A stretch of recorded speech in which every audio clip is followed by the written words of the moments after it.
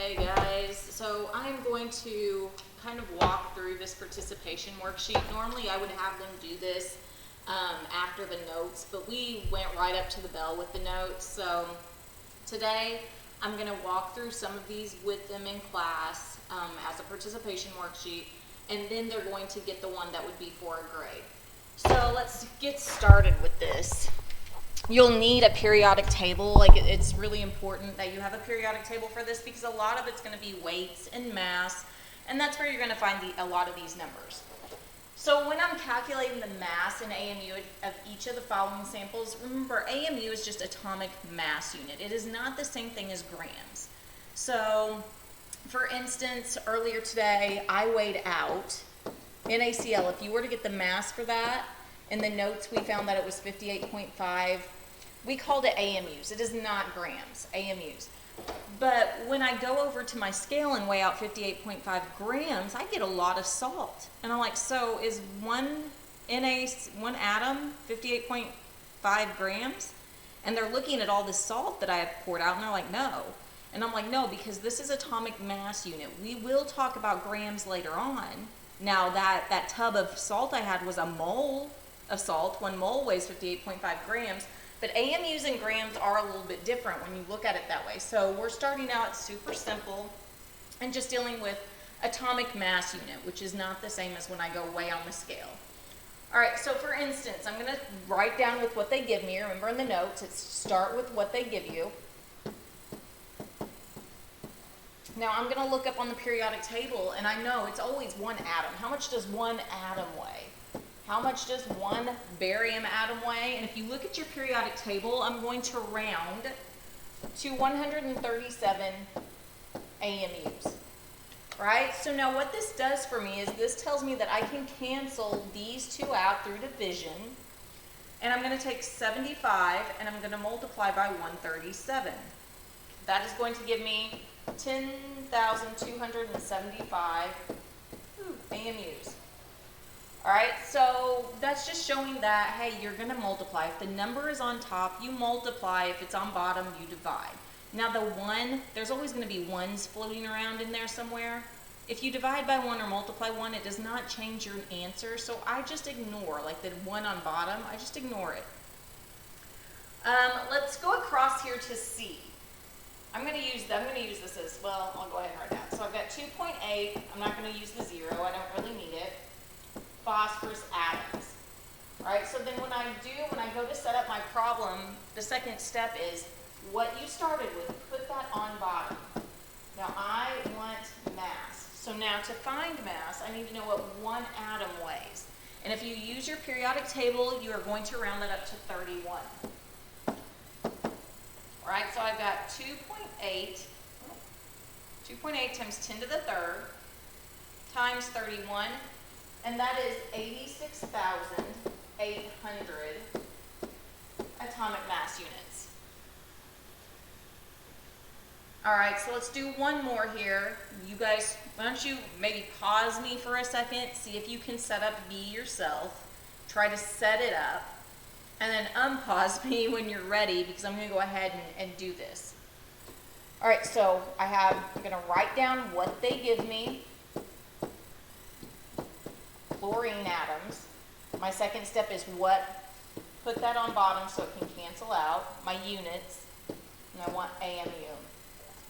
Now 1 atom, it's always how much does 1 atom weigh, and for chlorine it is 35.5. It is one of the few that I don't just round to a whole number because it is, it's right there in the middle, so I just don't. So 9.15 times 10 to the 26th multiplied by 35.5, and that will give you 3.2 times 10 to the 28. Now, I am not picky on rounding.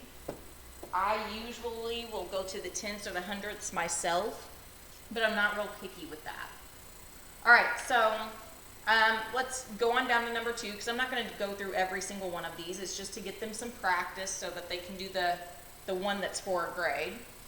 So now here we want the number of atoms. So they're starting me off with 1.6 times 10 to the 4th copper AMUs. So that first step that I'm going to do is I'm going to take that unit and put it on the bottom. I want to cancel it out. And I want number of atoms. Now, do you notice up here in number 1, my 1 was always on bottom, because it was always 1 atom? Well, I started with atoms, so it was always on bottom. Well, here, I'm trying to find them, so it's on top this time. Then I need to look at copper at the periodic table, and it is 63.5. Once again, another one that is kind of right there in the middle, so I don't round up to 64, I just keep it in the middle. And the answer to this, you would take 1.6 times 10 to the 4th, and you're going to divide by 63.5. And that will give you approximately 251. It's going to be close. I'm just going to round up to 252. Right, my calculator gave me 251.96, but you can't have a piece of an atom. So really this is an approximation, which are our weights on the periodic table are an approximation also. So it's okay. Let's look over here at C. I have 6,400 AMUs, and that's for krypton. So my first step is to put what I'm starting with down here on bottom. I want atoms. Now 1 atom of krypton weighs how much? I'm going to use my periodic table, and it is 83.80, so I'm going to round up to 84.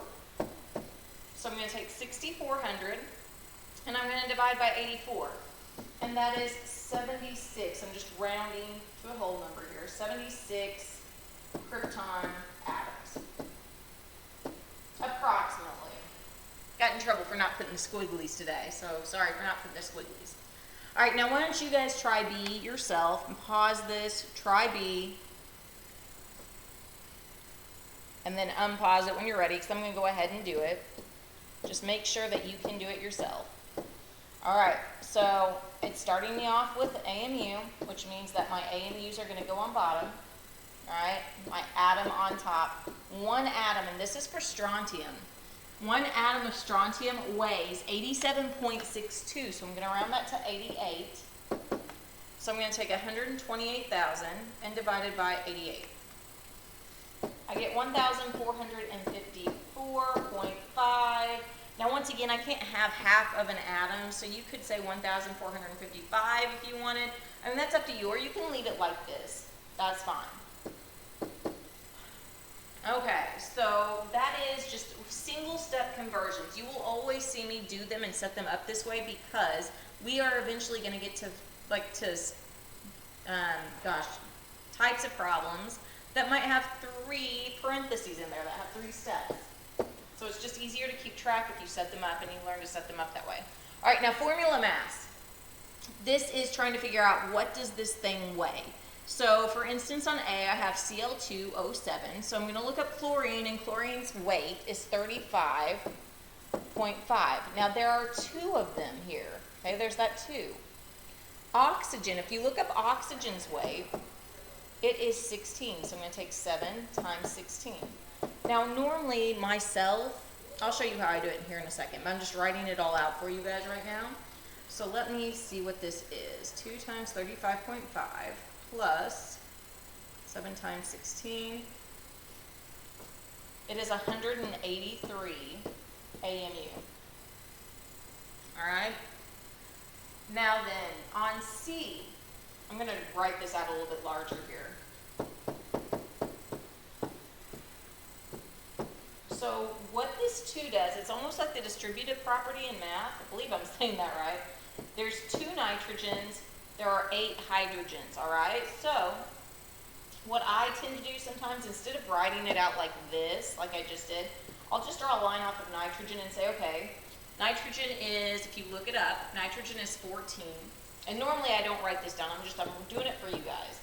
So 14 times 2, that's going to be 28. Hydrogen is 1. There are 8 of them, so that's going to be 8.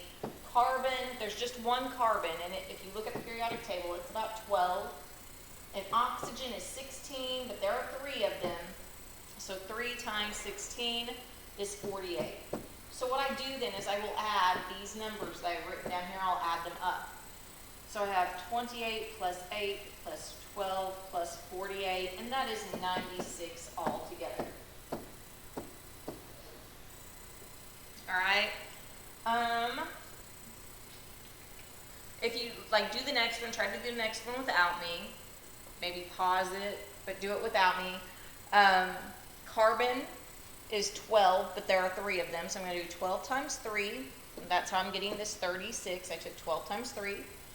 Hydrogen, oh gosh, I can't tell. I think that's 8, H8, C3H8, I believe. So C3H3O3. All right, guys, I can't read. I can't read it. Let me go to the computer, see if I can read it from over here. Nope, it is an 8, and I can't read it on my board. My computer, I can see it. It's an 8. So hydrogen weighs 1, but there are 8 of them. So it's just an 8.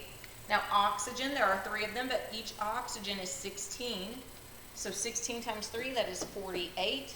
Now your total, I'm going to take 36 plus 8 plus 48.